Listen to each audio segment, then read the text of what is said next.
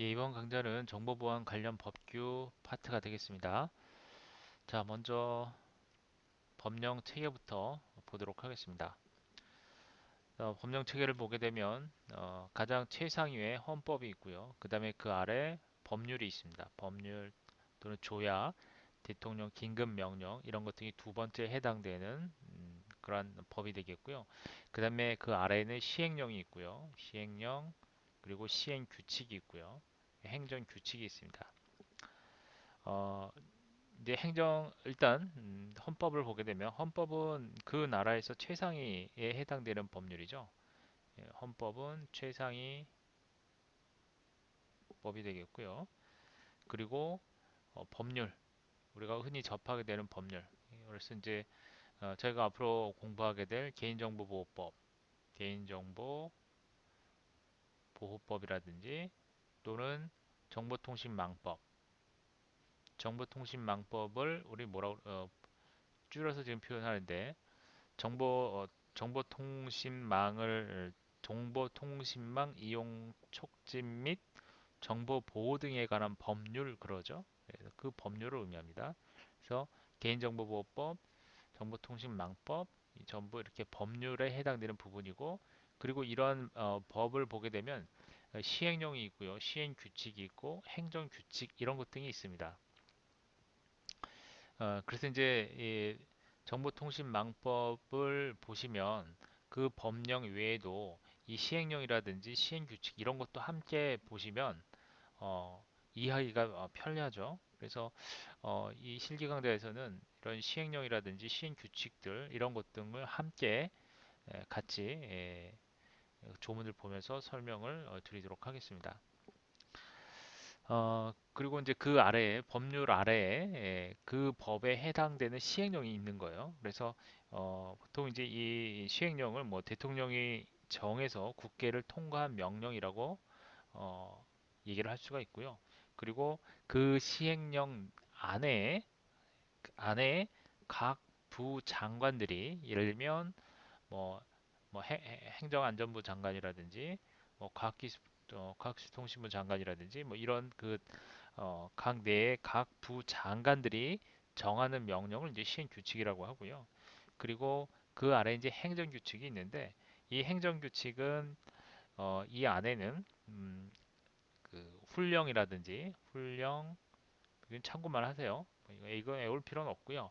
훈령, 예규 또는 뭐 고시, 지침 이런 것 등이 행정규칙에 포함될 수가 있습니다. 그래서 일반적으로 행정규칙 하게 되면 그 상급 행정기관이 하급 행정기관에게 어떤 그 조직이나 업무 처리와 절차, 기준 등에 관해서 어, 그 일종의 그뭐 규율, 기준 등에 관한 그러한 그 기준이나 절차에 등에 관한 어떤 규율이라고 생각하시면 되겠죠. 그래서 여기에는 행정 처벌에 대한 제재가 가능합니다. 행정 규칙도요.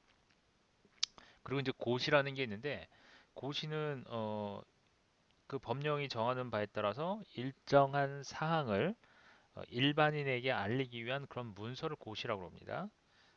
그래서 이제 이 내용 역시 고시에 관련된 내용 역시 행정규칙 안에 포함이 될 수 있는데 그 내용이 뭐 예를 들면 뭐 일반적이거나 추상적인 그런 규율인 경우에는 고시를 행정규칙 안에 포함을 시키기도 하고요. 그렇지 않은 경우 그냥 단순한 사실인 경우에는 행정규칙으로 보기 어렵다고 알려져 있습니다. 그래서 이제 우리 보통 보면 그 고시라고 하는 항목이 있거든요. 이렇게 법률 내용을 보게 되면 그 고시 역시 이제 행정규칙에 포함이 되고 여기에 행정규칙에는 훈령, 예규, 지침 이런 게 들어가요.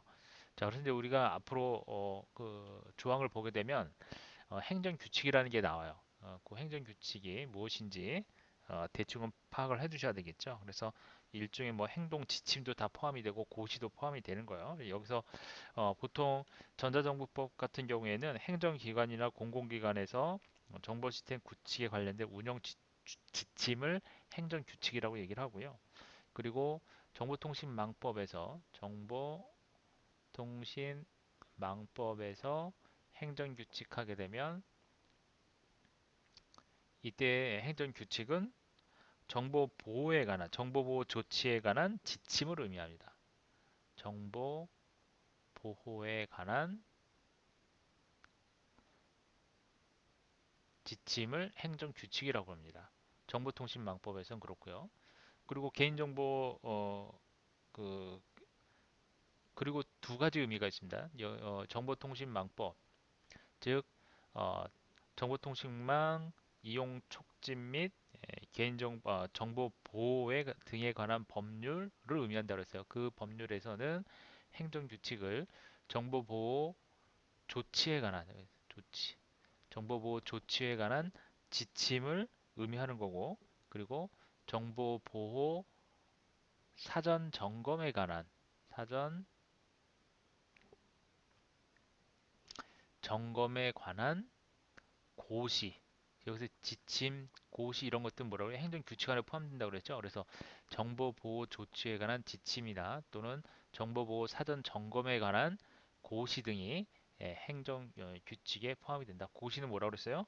예, 일반인에게 알리기 위한 어떤 그런 문서를 의미한다고 그랬죠. 그런 행동 지침, 뭐 고시 같은 비슷한 의미예요. 그러면 개인정보보호법에서는 행정규칙이 어떤 의미일까요? 개인정보 보호 지침을 의미합니다. 개인정보 보호 지침을 의미합니다. 자, 그래서 이제 여러분들 헷갈리시면 안 되는 게 개인정보 처리 방침이라는 게 있어요. 개인정보 처리 방침. 이거와 개인정보 보호 지침은 틀린 거죠. 개인정보 보호 지침은 지금 개인정보보호법에서 행정규칙에 해당이 되는 거예요. 그렇죠? 이거는 법률 그 조항에 포함되어 있는 개인정보 처리 방침이라고는 항목이 있죠. 그렇죠? 이거 헷갈려 하시면 안 돼요.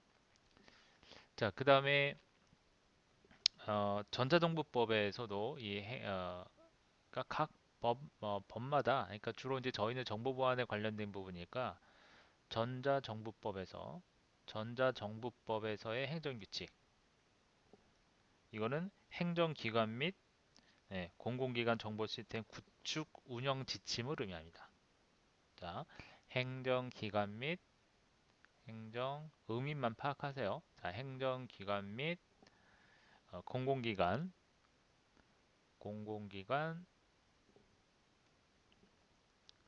정보 시스템 구축 운영 지침을 의미합니다. 자, 뭐 이 내용은 외우실 필요는 없고 나중에 이제 여러분들이 이제 뭐 감리사 시험을 준비한다든지 하실 때는 필요한 내용이기도 합니다. 정보관리사, 감리사 이런 자격증 준비하실 때는 필요한 내용들이죠. 그래서 어쨌든 이 기본적인 내용은 알고 계시는 게 좋겠죠. 뭐 법규 공부하시려면 그렇죠? 예. 요 기본적인 바탕이 되어 있으면 나중에 이제 여러분들 정보보안기사 자격증 따시고 그 외에 있는 뭐 이제 감리사 자격증이라든지 뭐 등등 뭐 ISMS 자격증이라든지 등등 이런 자격증 공부하실 때 좀 도움이 되실 겁니다. 그래서 일단 요 개념은 알고 계세요. 이렇게 법령 체계에 대한 부분은 알고 계시는 게 중요할 것 같습니다. 자, 그러면 이제 정보통신망법부터 설명을 드리도록 하겠는데요. 우선 정보통신망법 같은 경우에는 일단 주요 내용을 보게 되면 정보통신망법을 이렇게 정보통신망 이용 촉진 및 정보 보호 등에 관한 법률이라고 얘기를 하죠. 정보 요거를 정보 줄여서 정보통신망법이라고 얘기를 합니다. 일반적으로 또는 그냥 정통망법이라고 얘기를 하기도 하고 또 그냥 망법이라고 얘기하기도 합니다. 망법. 자, 이렇게 이제 정보통신망법, 뭐 정통망법 뭐 이렇게 줄여서 그냥 앞으로 그냥 정보통신망법이라고 할게요. 알기 쉽게. 정보통신망법에 대한 주요 내용을 보게 되면 일장 총칙이 있고요. 일단 총칙 부분은 다 살펴보는 게 중요하고요. 그 다음에 2장 정보통신망의 이용 촉진법. 그리고 3장은 이제 2015년도에 뭐 18조부터 뭐 20 몇 종까지인가요? 일단은 그 내용이 전부 삭제가 됐어요. 개정이 되면서. 그리고 4장 개인정보 보호에 관련된 내용이 있고요. 그 다음에 5장 정보통신망에서의 이용자 보호 등 정보통신망의 안전성 확보, 뭐 통신과금, 국제협력, 보칙 등등이 있습니다. 자, 여기서 이제 여러분들이 주의 깊게 보셔야 될 거는 1장 총칙, 그 다음에 2장, 그 다음에 4장, 그리고 5장, 6장까지는 보셔야 될 겁니다. 자, 여기까지. 네, 이 정보 개인정보와 관련된 부분들. 물론 통신 과금도 예, 그래서 이게 이제 모르겠습니다. 이게 보통 한번 내용을 이건 한번 그냥 눈으로 한번 보시고 여러분들이 눈여겨보셔야 될 부분들은 이런 부분들이에요. 제가 지금 이렇게 체크한 부분들 이런 부분들 중점적으로 해서 한번 보도록 하겠습니다. 자, 먼저 요걸 이제 보시면은 이렇게 이 부분은 이제 법률에 해당이 되죠. 예, 법률이고요. 그리고 정보통신망법의 시행령입니다. 그래서 오른쪽에는 이렇게 시행령으로 어, 표기를 해뒀습니다. 또, 자, 그래서 여기는 법률 시행령 그리고 이제 그 아래에 뭐가 있죠? 시행 규칙이 있죠. 그 시행 규칙에 관련된 내용이 나오면 그때 설명을 드리고 그 다음에 이제 행정 규칙이 있겠죠. 행정 규칙은 이제 밑에 따로 표기를 하도록 하겠습니다. 자, 어쨌든 이렇게 왼쪽 부분은 법률에 해당되는 부분이고 오른쪽 부분은 시행령에 해당되는 부분이다라고 이해를 하시면 되겠습니다. 자, 내용을 한번 보겠습니다. 자,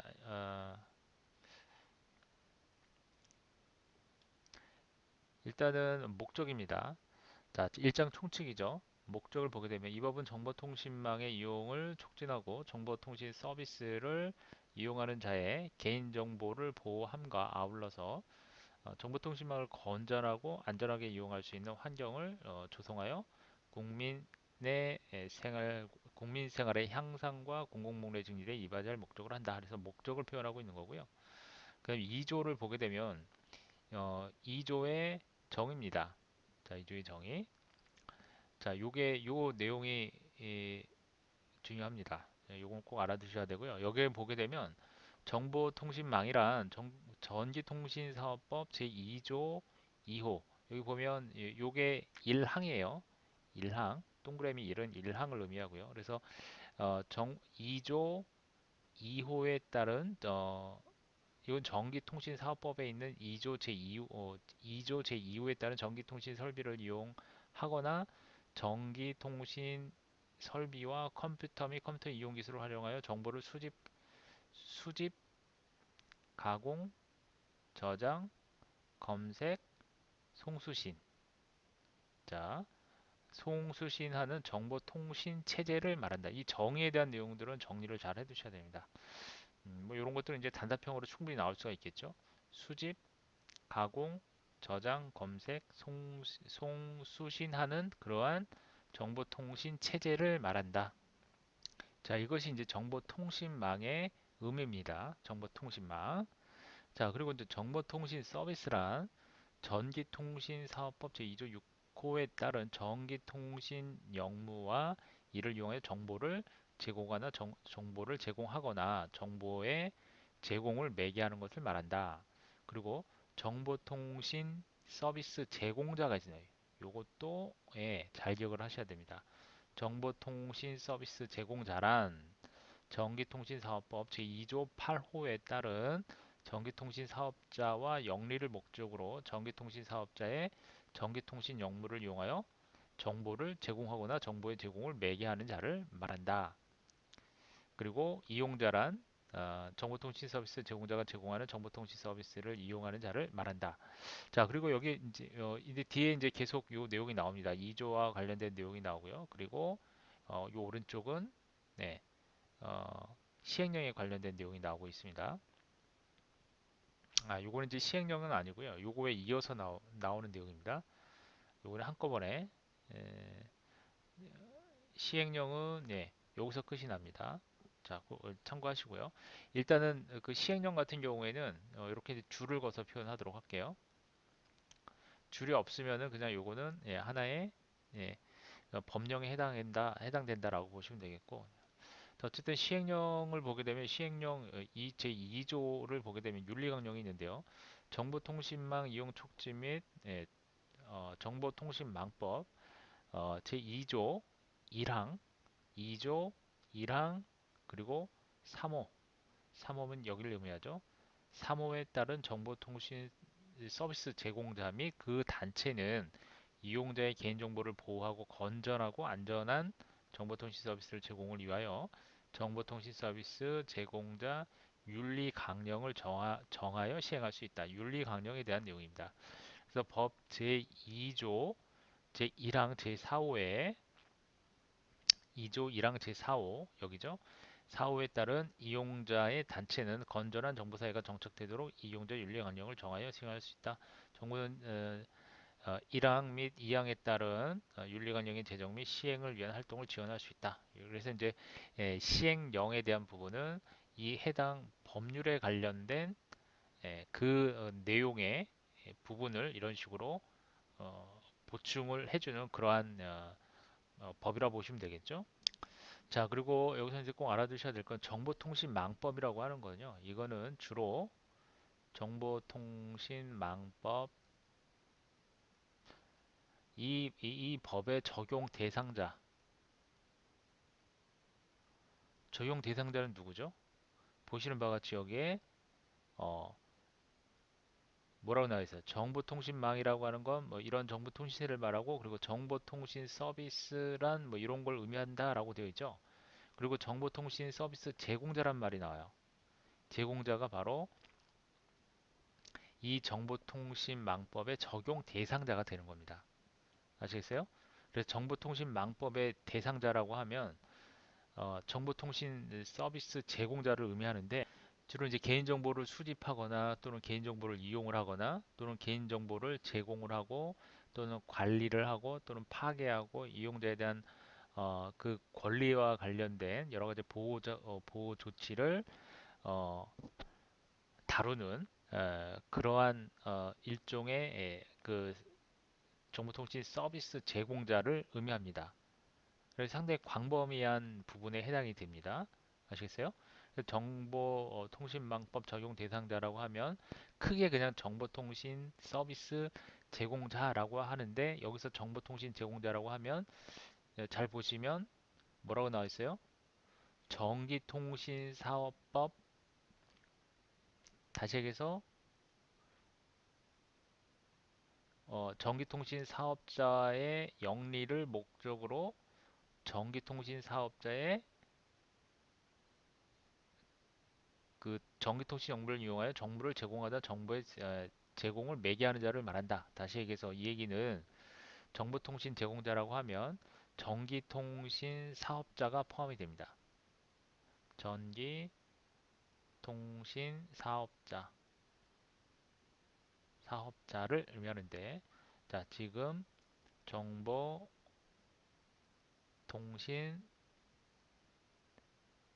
서비스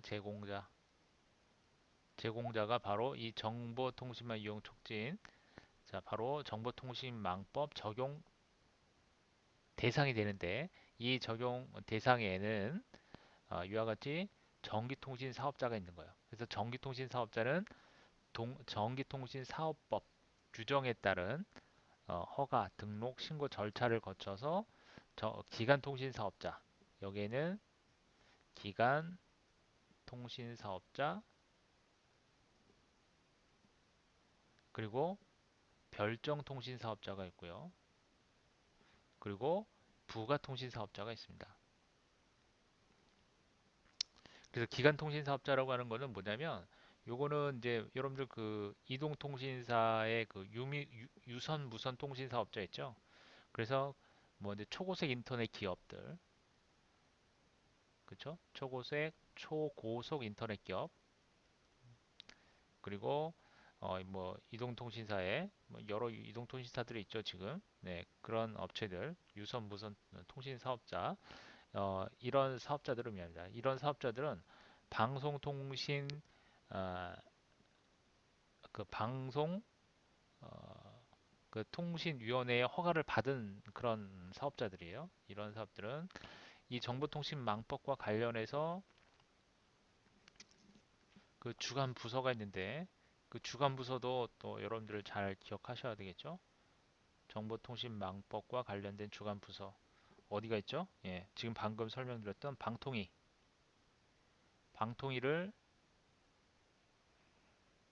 우리는 보통 방송통신위원회라고 그러죠. 그걸 줄여서 그냥 방통위라고 그럽니다.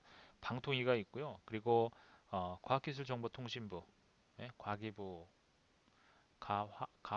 과학기술정보통신부 주간 부서는 이 주요 법률과 관련해서 정통망법과 관련해서 어, 주간 부서라고 하면 방송통신위원회가 있고요. 그 다음에 과학기술정보통신부가 있습니다. 자, 그래서 어쨌든 이 정보통신사업자는 기간통신사업자가 있고 별정 그리고 부가 통신사업자가 있습니다. 그런데 이 기간통신사업자는 이것이 초고속 인터넷 기업이라든지 또는 이동통신사들, 유무선 관련된 이동통신사들이 이런 그 방통위로부터 허가를 받은 그런 사업자들을 의미하고요. 그리고 별정통신사업자가 있어요. 별정통신사업자는 그 기간통신사업자와 그 다음에 전기통신 그 회선 설비 등을 이용한 어떤 기간 통신 역무를 제공하거나 또는 법령에서 정하는 국내에서 어떤 전기통신 역무를 제공하는 그런 사업자입니다. 그래서 국제전화 서비스라든지 또는 그걸 갖다 다시 리셀러하는 재판매 사업자라든지 이런 것들이 다 해당이 됩니다. 그래서 기간통신 사업자는 다르게 얘네들은 방통위의 허가를 받지 않고 그냥 정해진 절차에 따라서 방통위에 등록된 사업자들입니다. 등록된 사업자들을 별정 사업자라고 그래요. 얘는 허가를 득해야 되죠. 기간통신 사업자는 방통위로부터 허가를 득해야 되는 사업자들이고요. 어, 별정통신 사업자들은 예, 방통위의 위원회에 등록된 사업자를 의미합니다. 그 다음에 부가통신 사업자가 있습니다. 부가통신 사업자는 이 기간통신 사업자의 그 어, 전기통신 회선 설비가 있겠죠? 예, 그 전기통신 회선 설비를 임차를 해서 그 기간통신 역무 이외에 전기통신 역무를 제공하는 그런 사업자들입니다. 그래서 포털 사이트라든지 또는 뭐 게임 사이트라든지 온라인 쇼핑몰 또는 커뮤니티 그리고 뭐 미니홈피와 같은 이런 일반적 인터넷 웹사이트를 운영하는 사업자들이 부가통신 사업자입니다. 그래서 정해진 절차에 따라서 방통위에 신고를 하거나 또는 전기통신사업법과 그 전기통신 사업법의 시행령에 따라서 신고 의무가 면제가 되는 그런 사업자들을 의미합니다. 자, 그래서 정보통신 서비스 제공자에는 전기통신 사업자가 있고요. 전기통신 사업자에는 이렇게 기간 통신 사업자가 있고 별정 통신 사업자, 부가 통신 사업자가 있다. 주간 부서는 방통위, 과학기술정보통신부가 바로 정통망법의 주간 부서가 되겠습니다. 그 다음에 이제 정보통신 사업자 그 정보통신 서비스 제공자에는 전기통신 사업자가 있고 그 다음에 영리 목적의 정보 제공 및 정보 매개자가 제공 매개자가 있습니다. 영리 목적 영리 목적의 정보 제공 제공 및 제공 매개자.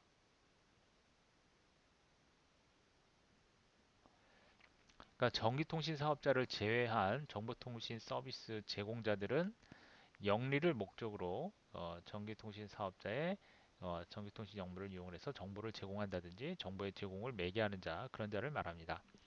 그래서 영리 목적으로 한다는 것은 재산상의 이익을 취득한다는 의미죠. 그래서 이윤을 목적으로 한다는 의미이기 때문에 뭐 학술단체라든지 또는 종교 이런 자선단체와 같은 비영리 단체가 어, 웹사이트를 개설하는 거는 이거는 영리 목적이 아니죠. 그리고 이런 그 비영리 단체 이런 비영리 단체는 정보통신 제공자가 아니에요. 그래서 어, 영리 목적의 정보를 제공하거나 또는 그러한 제공 매개자들 제공 매개자들이 웹사이트를 개설해서 운영하는 경우에는 정보통신 제공자가 되는 것입니다. 그런데 제가 앞서 설명드린 여기 잘 보시면 전기통신 자 전기통신 사업자의 전기통신 역무를 이용하여 정보를 제공하거나 정보의 제공을 매개하는 자, 그게 바로 이제 영리를 목적으로, 그쵸? 이게 이제 그 정보통신 서비스 제공자에 포함이 되는 거죠. 그쵸? 그래서 전기통신 사업자가 있고 영리를 목적으로 이렇게 전기통신 사업자의 전기통신 역무를 이용한다라는 의미. 요건 뭘까요? 어, 이거를 이용한다는 의미는 그러니까 개인이나 법인 자체가 자체적으로 전기통신 설비를 갖추어서 자신의 어떤 전기통신에 이용하는 경우에는 정보통신 제공자라고 할 수가 없는 거죠.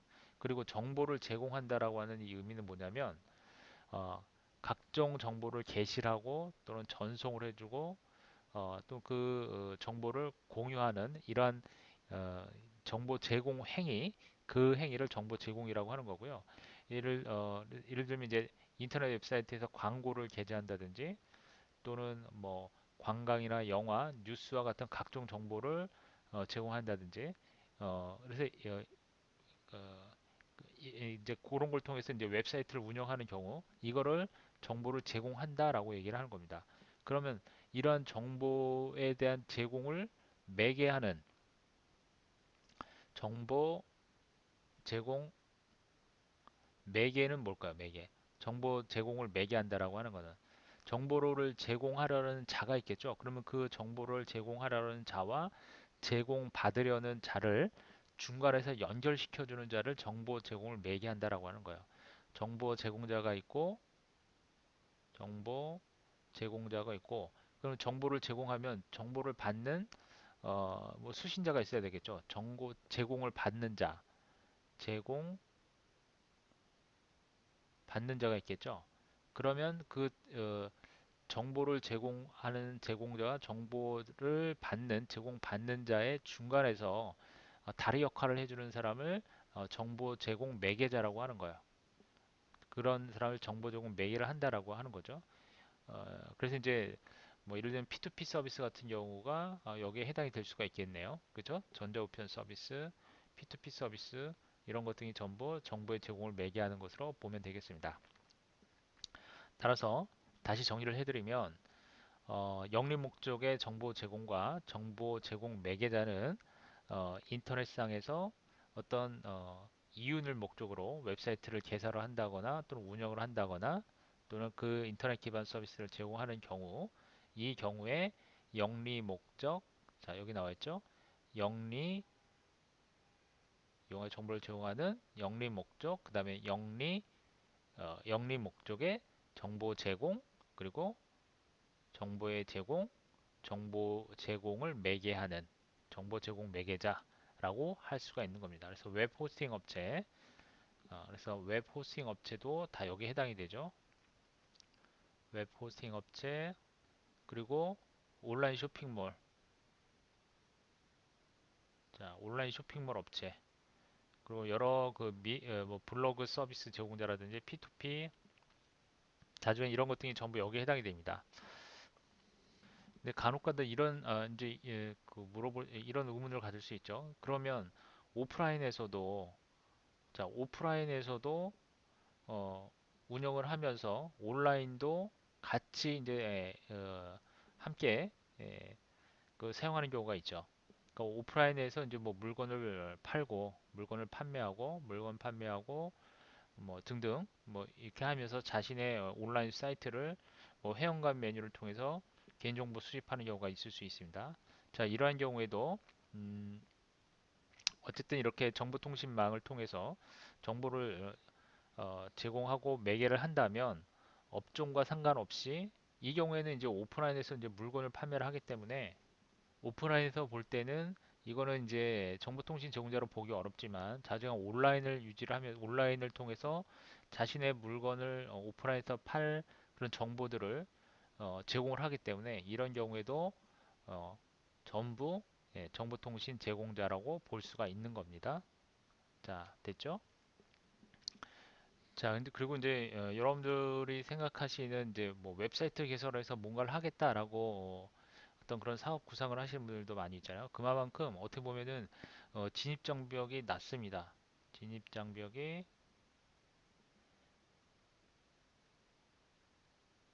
낮은 어떤 그런 웹사이트 개설, 즉 다시 해서 인터넷 서비스.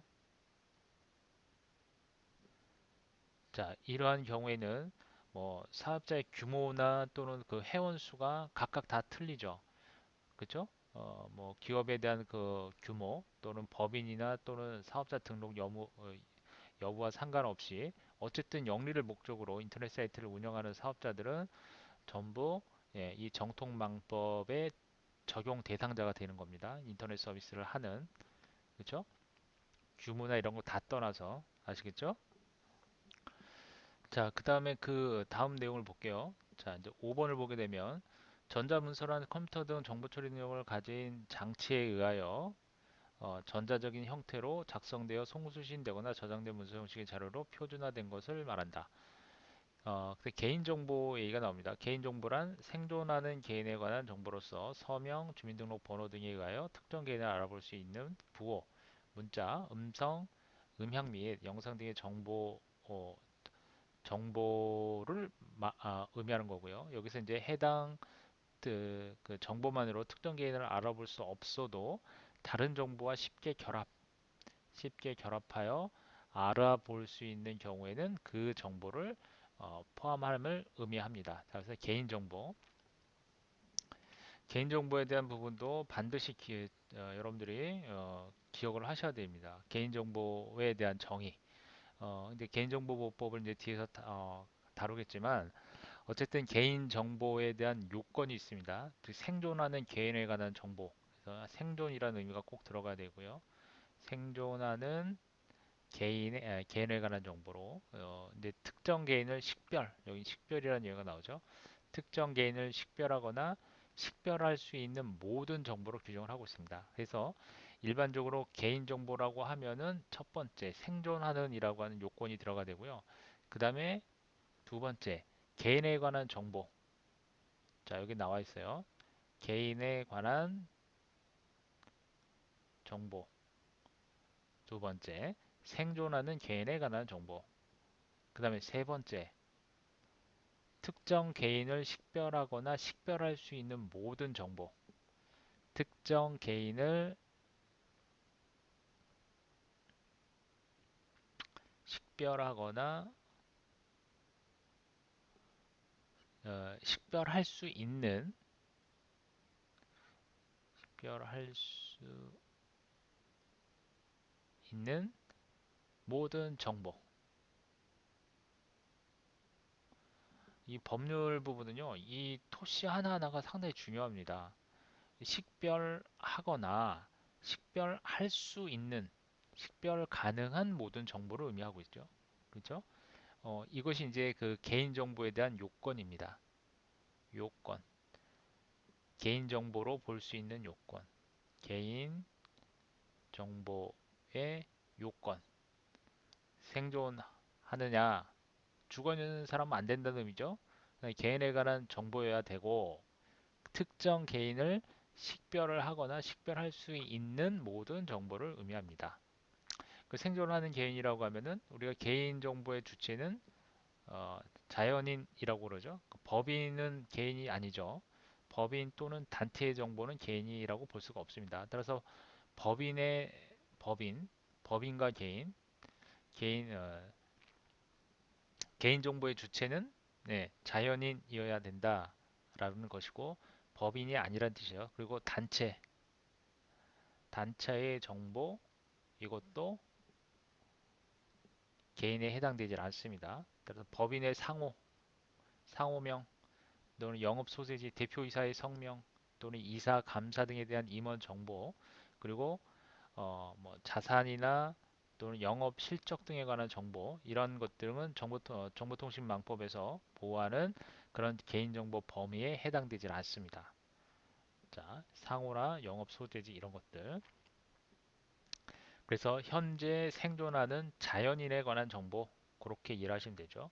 사망을 했다든지 또는 실종이 됐다든지 또는 이처럼 관계 법령에 의해서 사망한 것으로 간주되는 자에 관한 정보는 정보통신망법 보호 대상인 개인정보로 볼 수가 없다라고 명시를 하고 있고요. 그리고 개인에 관한 정보라고 하면은 어, 개인에 대한 사실이나 또는 그걸 판단하고 평가할 수 있는 개인에 관한 정보를 의미합니다. 개인에 관한 정보라고 하는 것은 그래서 개인 정보에 대한 구체적이고 세부적인 어떤 그러한 기준이나 요건을 어, 따로 규정을 하고 있지 않기 때문에 그냥 여기서는 특정 개인과 관련된 그런 모든 정보들은 개인정보에 해당이 된다라고 이해를 하시면 되겠습니다.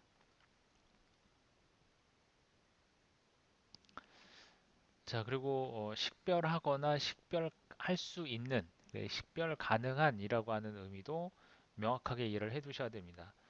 예를 들어서 개인정보로 인정이 되도록 하기 위해서는 그 특정 개인을 식별 가능해야 한다라고는 의미라는 건데 개인정보가 이미 그, 그냥 통계적으로 그냥 변환이 됐을 때 특정 개인이라고 하는 사실을 식별할 수가 없으면 그것은 개인정보라고 할 수가 없는 것이고요.